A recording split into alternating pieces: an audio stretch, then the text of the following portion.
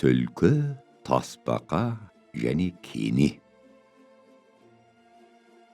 Баяғы заманда бір түлкі, бір тасбақа және бір кені үшеуі жолдас болып келе жатса, бір жерде бір уыс тар жатыр екен.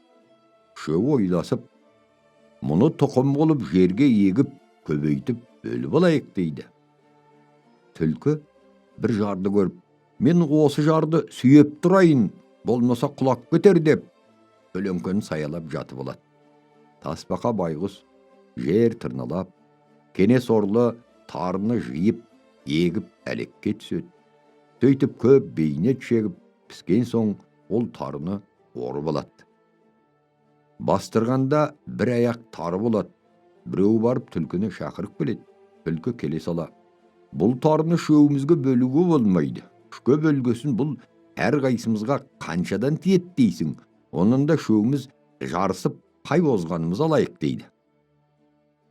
Мақұл деп үшеуі бір жерге келіп, қатарласып тұрады. Түлкі ал кеттік деп жөней бергенде, кене түлкінің башпайына жабысып бірге кетеді. Түлкі өліп өшіп, барынша жүгіріп келіп, қырманға отыра бергенде кене, ай сорлы, мені басып өлтіресің бе дейді. Ей, сен қашан келдің дейді түлкі. Сен бағана ал кеттік дегенде-ақ мен келіп қалғанмын дейді кене. Екеуі дауласып жатқанда, аузы мұрны қанған болып тасбақа келеді. Келе сала, ойбай түлкі, мен бір бәле көріп келдім. Жаңа сендердің артыңнан екі қарагер аты бар, қара бүрікті бар, және екі тазысы бар екі адам келіп, жаңағы қасыңдағы түлкі жолдасыңды тауып бер деп менің аузы мұрнымды қан қылды. Сонда да айтқаным жоқ, осы жаққа қарай келе жатыр дейді.